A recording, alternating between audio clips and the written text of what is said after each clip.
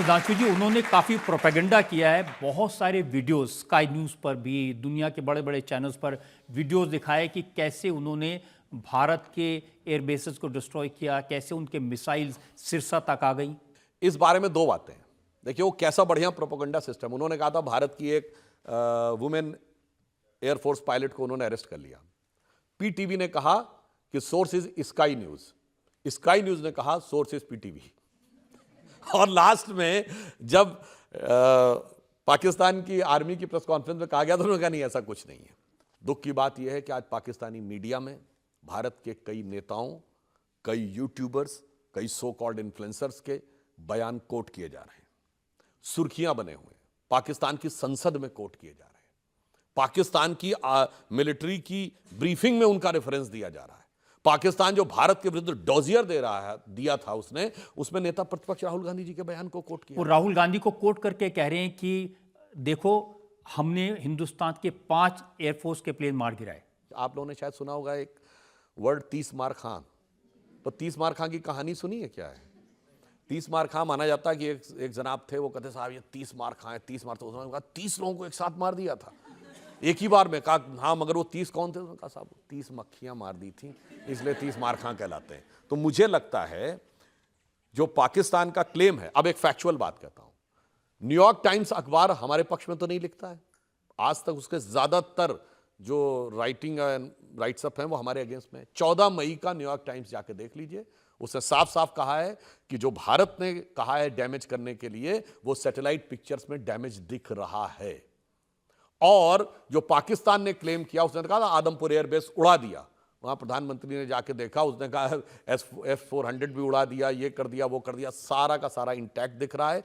तो जो neutral observers हैं उन्होंने बताया है, मगर अब क्या बताएं, पाकिस्तान को इस मुगालते में जीते रहने की आदत है। भारत के ज्यादातर लोगों ने वो गीत जरूर सुना होगा, आओ बच्चों तुम्हें दिखाएं झांकी हिंदुस्तान की, इस मिट्टी से तिलक करो ये धरती है बलिदान की। ये 1954 की फिल्म है जागृति। इसकी नकल पे 1955 में पाकिस्तान में एक फिल्म बनी बेदारी, जिसमें हू बहू इन्हीं वर्डिंग्स का एक गाना बनाया गया, आओ बच्चों सैर कराएं तुमको पाकिस्तान की, जिसकी खातिर हमने दी कुर्बानी लाखों जान की। अब जाके चेक करिएगा, पाकिस्तान में ही उसकी पैरोडी बनी हुई है। वो कहते हैं आओ बच्चों सैर कराएं तुमको पाकिस्तान की, यहां तो क्लाशनिकोव भी मिलती है अब कीमत में नान की। फिर आगे कहता है आओ बच्चों सैर कराएं तुमको पाकिस्तान की, ना बिजली ना पानी है और ना हिफाजत जान की। सुधांशु जी, कांग्रेस से एक नेता है विजय वट्टेटीदार, महाराष्ट्र में कांग्रेस के एमएलए हैं। उन्होंने कहा कि पाकिस्तान ने तो 15-15 हजार रुपए के ड्रोन भेजे, उनको मारने के लिए हमने 15-20 लाख रुपए की मिसाइल्स बर्बाद कर दी, बड़ा खर्चा कर दिया। वैसे ये कांग्रेस के नेताओं को कैसे पता कि कौन सी मिसाइल किस चीज के लिए लॉन्च की गई थी? यही बड़ी विचित्र सी बात है। इन नेताओं के साथ जानते क्या होता है? देखिए ये इतना, जैसे अभी मान लीजिए वो कोविड दोबारा आने की बात हो रही ना, तो कहते हैं कि जो वायरस है वो म्यूटेट करता है, वो अपनी जीनोम सीक्वेंसिंग को बता। इनका म्यूटेशन तो बड़ा गजब का है। देखिए जब रफेल आने वाला होता है तो एरोनॉटिक्स के एक्सपर्ट बन जाते हैं। फिर जब कोविड का वैक्सीन आने वाला था, सेलुलर माइक्रोबायोलॉजी के एक्सपर्ट बन गए। जब वो लॉन्च हुआ तो उन्होंने कहा इतनी जल्दी तो हो ही नहीं सकता है, तो उन्होंने कहा स्टैटिस्टिक्स के एक्सपर्ट बन गए। जब राम मंदिर का उद्घाटन होने वाला तो मुहूर्त के एक्सपर्ट बन गए। वही जाके अब बैलिस्टिक के एक्सपर्ट बन के आ रहे हैं।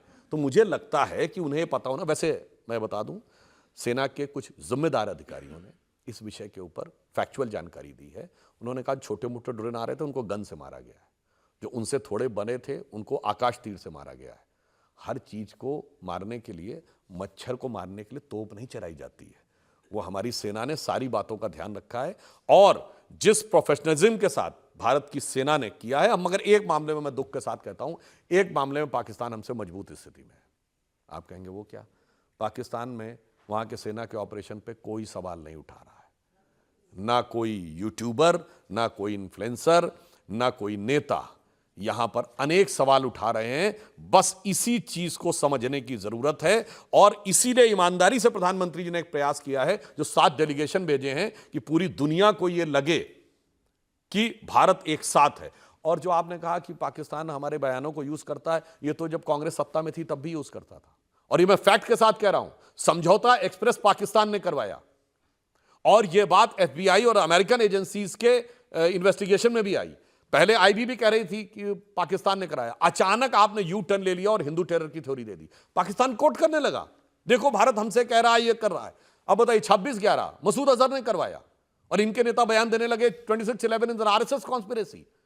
अजीज बर्नी ने उस पर किताब लिख दी, उसका उद्घाटन हो गया, पाकिस्तान कहने लगा देखो ये। तो प्रॉब्लम क्या है, ये पाकिस्तान को कवर फायर सत्ता में भी देते हैं और पाकिस्तान को कवर फायर विपक्ष में रहते हुए भी देते हैं।